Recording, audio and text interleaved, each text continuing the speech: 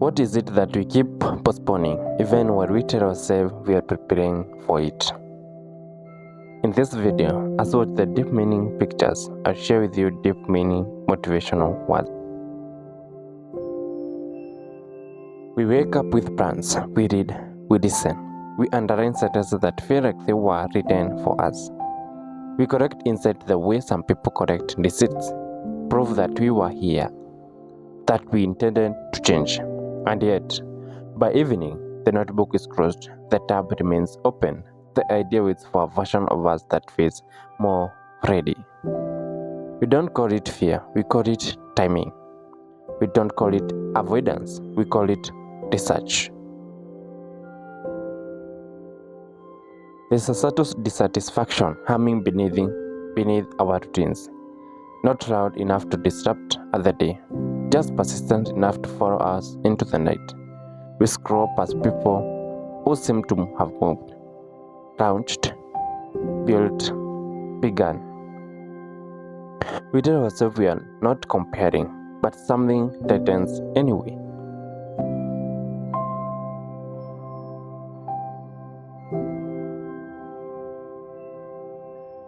And yet, knowing has become its own hiding place.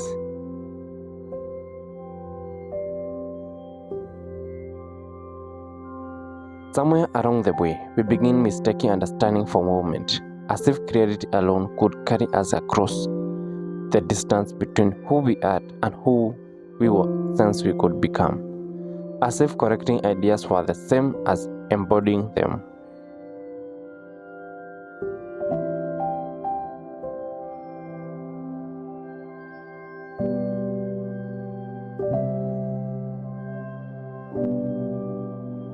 But if we are honest, the moments that changed us were never the ones where we finally understood something perfectly.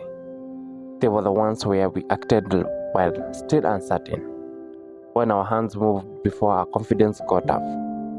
We don't grow because we had gathered enough knowledge. We grow because when knowledge costs us something, when it demands motion.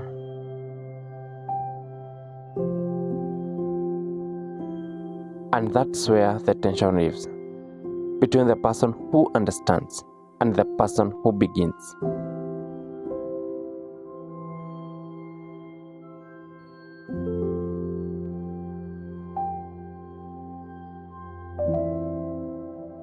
We tell ourselves that we are waiting for the right moment, but that what we are often waiting for is the disappearance of discomfort.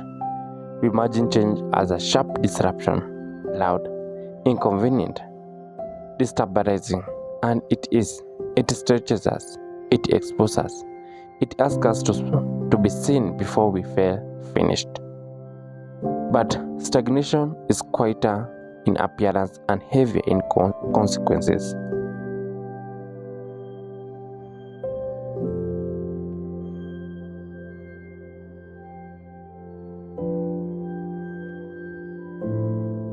It shows up as the repetition, the same thought rehearsed in slightly different tones, the same plan redesigned instead of executed. We replay future conversation in our heads, improving our lines, adjusting our posture, never actually stepping into the room. The mind becomes a treadmill, motion without a distance. We say we are thinking it through. What we are often doing is circling it.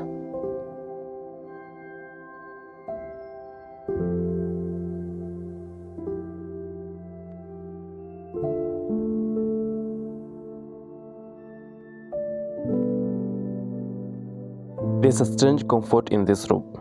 It protects us from embarrassment, from missteps, from being wrong, but it also protects us from expansion. The days begin to resemble each other. The idea loses oxygen. We feel busy, yet unchanged.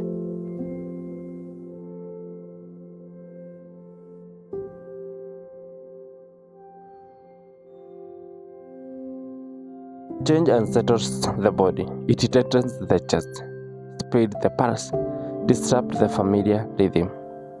But stagnation settles deeper. It becomes a slow ache, a quiet erosion of self-trust. One discomfort is sharp and temporary. The other is dull and enduring. And doubt, it doesn't vanish when we decide to move. It walks beside us. It always has. The difference is not whether doubt exists, but whether we let it steer. We can remain still because we are unsure, or we can move, carrying uncertainty like an invited but familiar companion.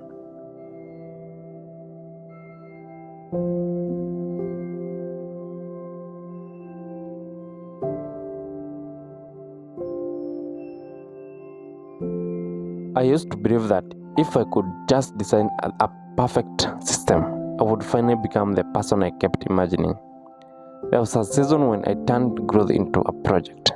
I brought a new notebook and told myself this one would be different. On the first page, I wrote who I was going to be: disciplined, focused, consistent. I mapped out morning routine down to the minute. I drafted identity statement as if they were contract. I believe creativity would create momentum.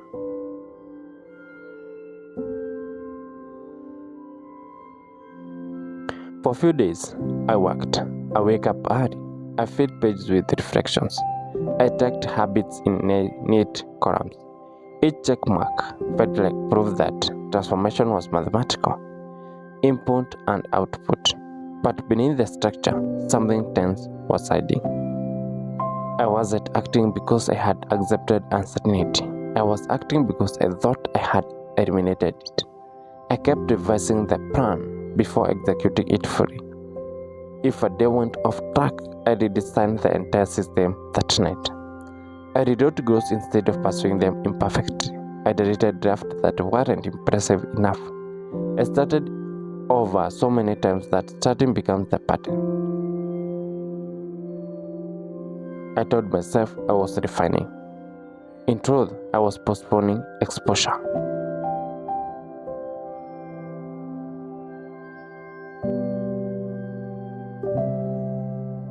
There was an embarrassment I didn't want to face. The possibility that even the perfect plan, I might still fall short. So I waited until everything felt alright. I wanted guarantees before movement. I wanted confidence before commitment. What I didn't understand then was simple and uncomfortable. Forward motion never required total clarity. It required tolerance for incompetentness. I had believed I needed to have everything figured out before stepping forward. But each time I paused to perfect the blueprint, the distance between intention and action widened. The notebook filled with strategies. My life did not. It took me longer than I would like to admit to see what was actually happening. I had assumed doubt was a gatekeeper, that once I felt ready, I would step aside. I believed confidence was the entrance fee to action.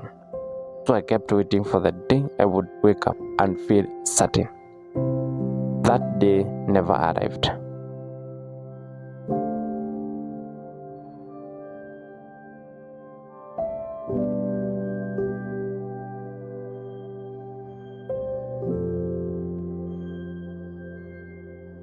What did arrive were small, almost accidental moments of movement. I sent an imperfect message before reading it 10 times. I shared an unfinished idea.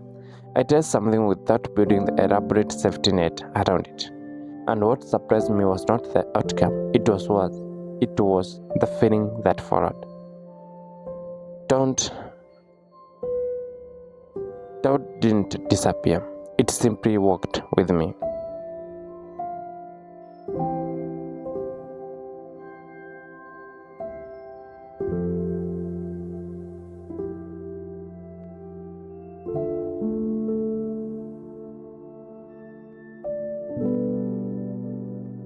I remember thinking, almost irritated. I thought was supposed to leave once I started. But that wasn't a stop sign. It was a background noise. I had always been there, even when I stayed still. The difference was that when I moved, the noise didn't control the direction. I was wrong about something else too.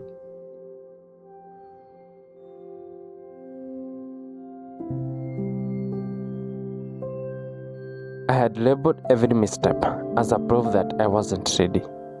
But when I looked back at those journal entries months later, the pattern shifted. The awkward conversation that had taught me where I needed boundaries. The failed attempt had revealed what didn't align. The project that didn't work had clarified what mattered. Nothing had been wasted. Being wrong hadn't been a verdict, it had been a doorway. Each mistake carried information I could only access by making it. What I had called failure was often feedback in a tone I didn't like. Now, in the present, I noticed doubt again. I still speak, I still question, but I no longer wait for silence before acting. I move and let uncertainty keep pace beside me.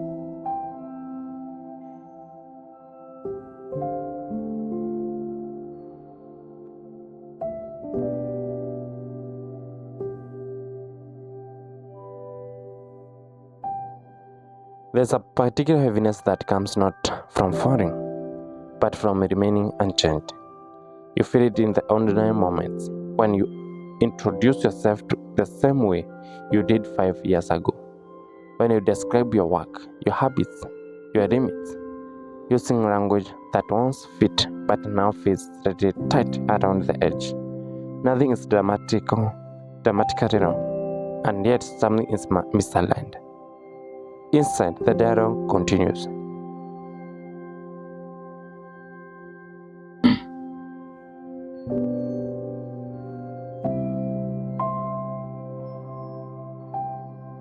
This is just who I am. I've always been like this. It's too late to pivot now. The mind prefers continuity, it calls stability. But sometimes, stability is just fear wearing a respectable name.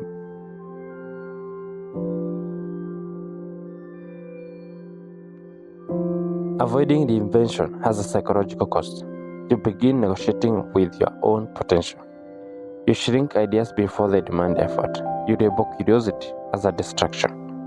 You protect your current identity as if it were fragile porcelain, never questioning whether it still represents you.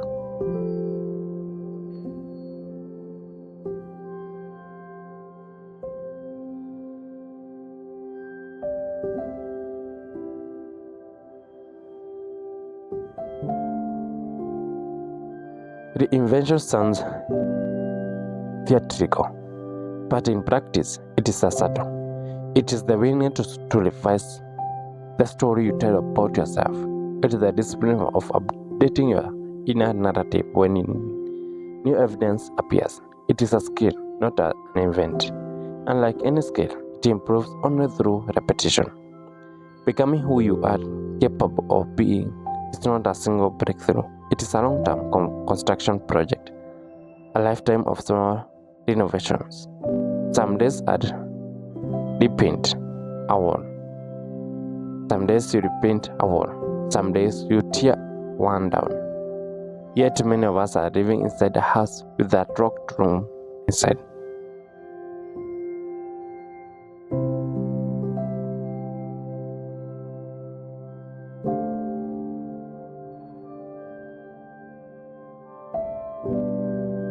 We've sensed they are part of us we have not entered, talent untested, conversation uninitiated, version of ourselves waiting behind doors, labeled not practical, not realistic, not safe. Instead of turning the handle, we decorate the hallway. We continue using an outdated map. The terrain has changed, but we insist on navigating with direction drawn from earlier chapter of our lives. And when the path feels wrong, we blame ourselves, not the map.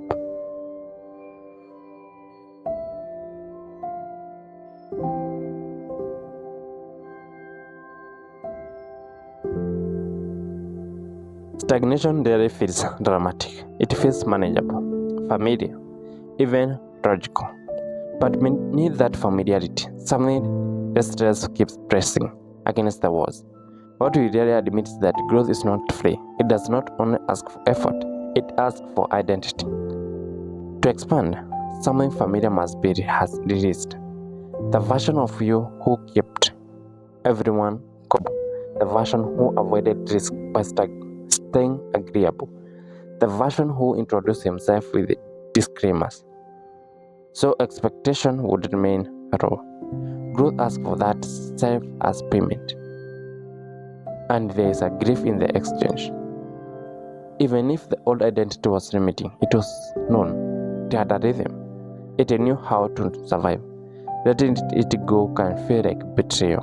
Who I am if I am not longer the cautious one. Who am I if I'm not longer? Who am I if I'm no longer the cautious one? The reliable one, the one who never tries and therefore never fails. Comfort says, stay recognizable. Expansion says, evolve. Comfort promises safety through repetition. Expansion promises aliveness through uncertainty. One keeps your image intact, the other shapes it. There is a tension here that isn't resolved by ambition. It is resolved by allegiance. Are you loyal to who you have been or to who you are becoming? The past version of you deserves respect. It carried you through what it knew. It made decisions with the awareness it had. But it cannot lead you into rooms it has never entered. Becoming is not about proving what you are always capable. It's about allowing capability to emerge through change. It's not about defending your history. It's about authoring your direction. Each time you choose growth, you relinquish a layer of familiarity. You release an outdated self-concept. You trade certainty for possibility. And the exchange can feel disorienting. But who you are becoming holds more weight than who you have been. The question is not whether change will cost you, it will. The question is whether you are willing to outgrow a former version of yourself in order to meet the next one.